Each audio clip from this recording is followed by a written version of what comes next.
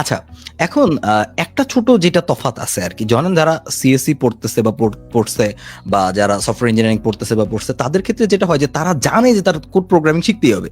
মানে এটা ওদের ভার্সিটি থেকে ওদের কারিকুলামে আছে যে ভাই তোমার সি শিখতে হবে, সি প্লাস প্লাস দেখতে হবে, তোমার ডেটা স্ট্রাকচার জানতে হবে, অ্যালগরিদম জানতে হবে। ওরা এট লিস্ট ওই টপিকগুলা জানে যে এগুলো আমাদের আসলে শেখা দরকার। সো একটা নন টেক ব্যাকগ্রাউন্ডের কেউ যখন ১ম এ এখানে আসে, শুরুতে তার কাছে পুরা জিনিসটা খুবই ওভারওয়েলমিং লাগে যে, "ওহ মাই গড! মানে এত কিছু শিখতে হবে, এত কিছু জানতে হবে।"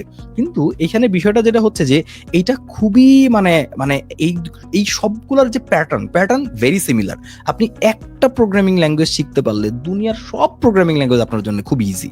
মানে ইজি এই অর্থে যে ওই কনসেপ্টটা সেম থাকে, জাস্ট শুধুমাত্র আমার ইমপ্লিমেন্টেশনটা একটু খুবই মানে একটু ডিফারেন্ট হয়। সো এইজন্য যখন প্রশ্ন করা যে আপনার সবচেয়ে কঠিন প্রোগ্রামিং ল্যাঙ্গুয়েজ কোনটা? সেটা হচ্ছে আপনার ফার্স্ট প্রোগ্রামিং ল্যাঙ্গুয়েজ যেটা, সেটাই হচ্ছে সবচেয়ে কঠিন প্রোগ্রামিং ল্যাঙ্গুয়েজ।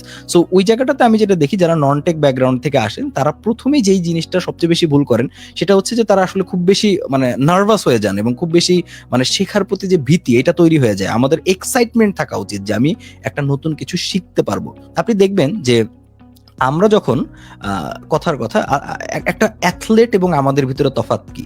আমরা যখন একটা বিশাল অডিয়েন্সের সামনে কথা বলতে যাব, যেমন আমি যখন ১ম এ আরো অনেক বড় অডিয়েন্সের সামনে কথা বলতে যাইতাম আরকি। আমি প্রাইমারি অবস্থায় ফিল করতাম হচ্ছে নার্ভাসনেস, পিওর নার্ভাসনেস। মানে আমি আসলে বলতে পারবো কিনা, কথা আটকায় যাবে কিনা, মাথায় থেকে কিছু আসবে কিনা। বাট ওই জিনিসটাকে দেখবেন আপনি যখন এক্সাইটমেন্টে কনভার্ট করতে পারবেন, নার্ভাসনেসকে আপনি এক্সাইটমেন্টে কনভার্ট করছেন, এরপরে আসলে ম্যাজিক্যাল থিং মানে ঘটে আরকি বেসিক্যালি লাইফে। সো অ্যাথলেটটাও তাই করে। তারা যখন দেখে যে এই লাখ লাখ মানুষ তাদের খেলা দেখতেছে, এইটা ওই তারা এনাফ প্র্যাকটিসের মাধ্যমে এই নার্ভাসনেসটাকে কি করে, তারা হচ্ছে বেসিক্যালি এক্সাইটমেন্টে কনভার্ট করে এবং তারা তখন গ্রেট থিং অ্যাচিভ করতে পারে।